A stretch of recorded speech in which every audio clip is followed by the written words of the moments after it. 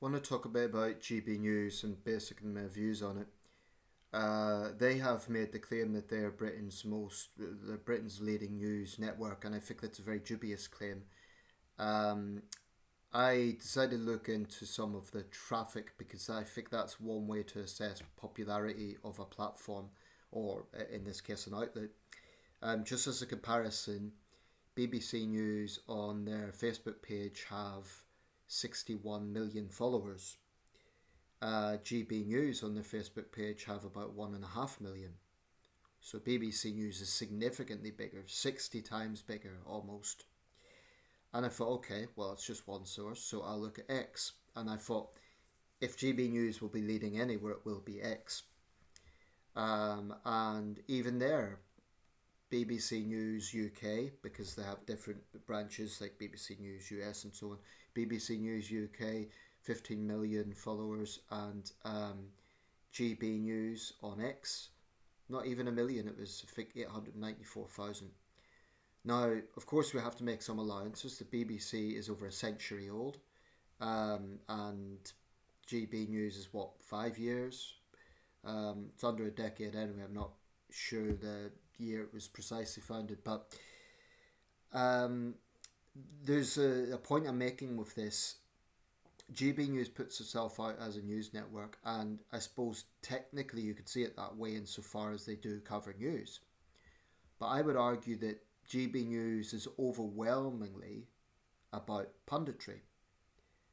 I've just seen a clip. I was channel browsing and I saw a clip of Ben Leo of GB News going around a No Kings protest in Washington DC, and he was interviewing participants, and it very much felt like a gotcha style interview. Um, I think the basic agenda was, oh, look at these far left Democrats. Do they? The question was, do you know what a fascist is? Now, on the surface, sounds like a reasonable question. They're calling Trump a fascist, so it sounds like a reasonable question. But actually, what this reminded me of was, ironically, the sort of thing you'd see on Jimmy Kimmel's show towards Trump supporters. But the difference is, Jimmy Kimmel is a late night talk show. It's not a news network, it's a talk show. GB News presents itself as a news network. I'm not sure if I've seen that from any other news network, deliberately going out of your way to people from the other side to try and make them look like idiots. CNN has, for example, debate watchers, that sort of thing, but the whole approach is very different. Um, what we have with GB News is an incredibly biased, clearly hard right, populist right platform that pertains to be um, impartial, or at least claims to be fair. And I just think that claim needs to be held up to a lot of scrutiny. Of course, people who are on the other side are going to treat you with suspicion. Now, I don't know how well GB News is known in the United States, but if I was a Democrat and I knew about GB News, I wouldn't particularly want to do an interview with them, because that's what I say, it looks like a gotcha style thing. Um, I mean, that is not news. It's, you might argue it's just interviews, but Ben Leo was pushing an agenda, and he knew he was. Um, it's just so obvious now. When GB News started off, its founder said it was not going to be a shouty British version of Fox. That's exactly what it is. So it's become exactly what they claimed it wouldn't be. One of the early people behind it was Andrew Neil, the Conservative commentator, journalist, and he's certainly on the right of things, but he left it because he didn't like the direction it was going in. Now, Andrew Neil's someone I broadly respect, so I would, listen to someone like that, a journalist with extensive experience. The fact that he left it because he didn't like the direction it was going in, to me, was kind of interesting. I remember where earlier this year, when the Epping hotel protests were going on, Ben Leo again was there with his microphone. I think it was Ben Leo. It may have been one of their other journalists. Frankly, that's beside the point, because they all push the same agenda. But I think it was Ben Leo. Anyway, he was saying, "Oh, I didn't see any signs of far right activism here." So the issue there is about deliberately trying to debunk Keir Starmer. So it's a partisan agenda. I'm not talking about scrutinising the Prime Minister. That's the job of the press. But when you're doing it with such an agenda where you're not scrutinising the Reform Party, then you're just pushing an agenda. So he said there was no evidence of far-right activity. Well, probably not on the ground. You know, you're not going to see skinheads yelling racial slurs exactly. But anyone who thinks that there's no far-right influence in this country is either incredibly naive or simply a liar. We know that there's far-right groups active in this country. We know that the riots last year had an influence behind them. That didn't just happen for no reason. And what was the response of the right? Well, we condemn the violence, but basically efforts to try and condone those who were doing it. Bev Turner, one of GB News' main presenters, I distinctly remember her saying, well, the violence is awful, but isn't this just frustrated citizens? I mean, that is the sort of excuses that GB News presenters come out with. She was actually seeking to present these rioting thugs as just normal people who were fed up. A lot of them, incidentally, had previous convictions. That to me was very telling. Now, of course, she's not going to come out and say, I support the violence. They're not stupid. They're not going to do that. But I do not trust GB News in terms of its ideology. Of course, they will have the token left-wing commentator here and there. They probably have to do that because they know that they have to try and avoid Ofcom censure. But a token left-winger here and there. I mean, Fox News done the same thing. They occasionally had a left-wing Democrat commenting. That is not evidence that they are not pushing an agenda, because they so clearly are. I think there needs to be scrutiny into GB News and the Reform Party. Now, I don't have any evidence to say they're directly linked. I can't say that for a fact.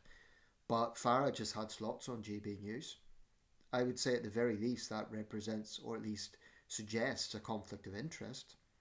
Imagine if Keir Starmer was having a regular programme on, or Ed Davey was having a regular programme on the BBC. People might point to Ed Balls having a slot on the BBC, but that's different. He's not a current government minister. So it's a totally different situation. So I don't know if there is any, I don't know what the ties between the Reform Party and GB News are, but I would not at all be surprised if there is vested interest there. And that is a serious matter, because if the Reform Party does sweep the board and becomes the next government, I don't think it will happen. I think they'll make gains. I don't think they'll sweep the board. But if it happens, then if you have a network that claims to be Britain's biggest in tandem with the governing party, there's real issues there with partiality. So GB News has utterly failed to make any attempt to scrutinise the Reform Party. Why not? That's my question to them. Why not? You know, you're constantly attacking Labour. What about the Reform Party? You know, you claim that you're not tied to any political party. Prove it. And they might get into whataboutery. Well, the BBC has been criticised by left and right. I certainly have criticised the BBC on occasion. Of course, a network as big as the BBC, 100 years old, you know, of course there's going to be controversies. I think some of the ways the BBC has handled things has been appalling. I think there is establishment arrogance in the BBC. I'm saying that. So I'm not here to sort of promote the BBC, but I will say that if I had a choice between the two of them, the BBC and GB News, I would pick the BBC.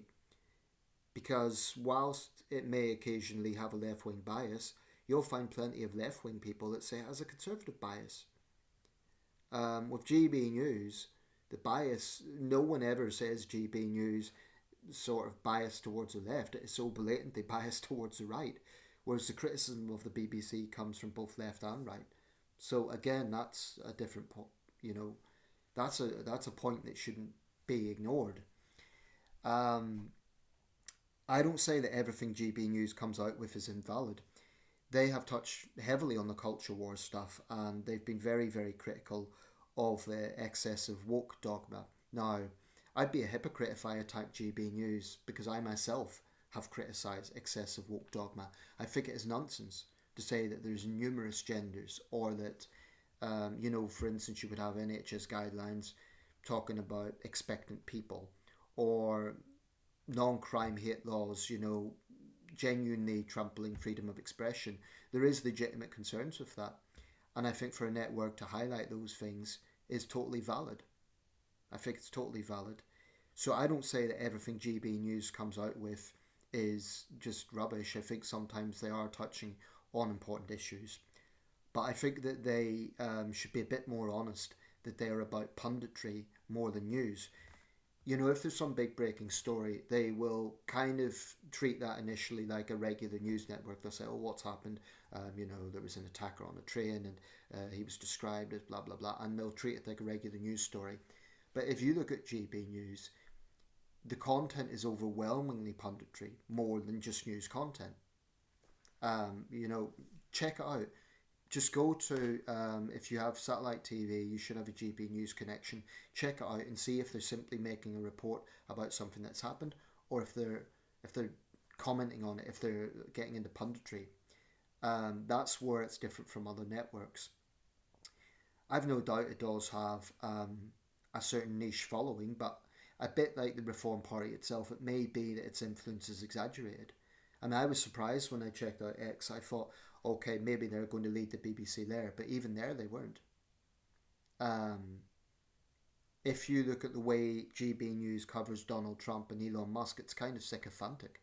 They're fanboys and fangirls of Trump and Musk, to the point where there's no objective. They criticise the left for not being objective, but they just will not criticise Trump or Musk, or Farage for that matter.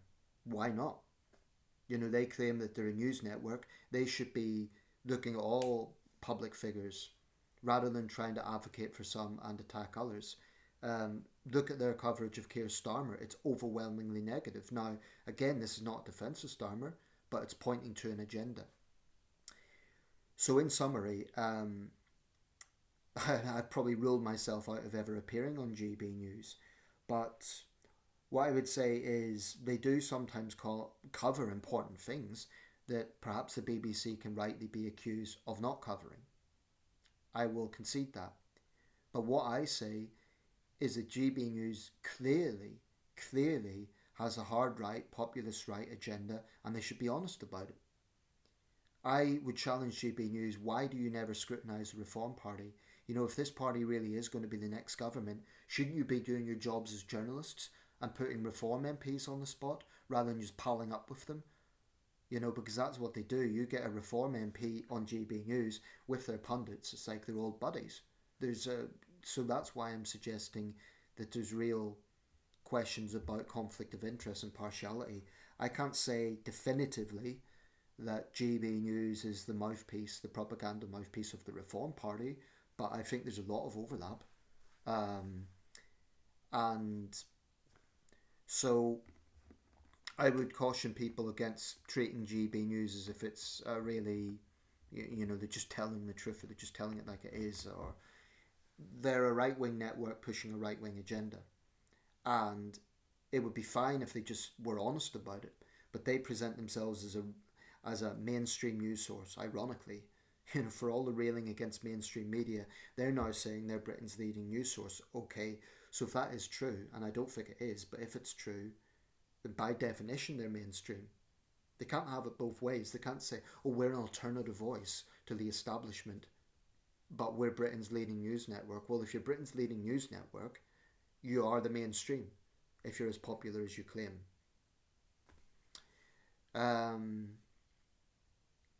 So I hope I've laid out my case with some clarity. I do not say that everything they put out is invalid. I do not say that GB News presenters don't sometimes make reasonable points. What I am saying is they blatantly have an extreme right-wing bias. They blatantly have a pro-Trump, pro-Musk, pro-Reform Party bias, and they should be honest about it.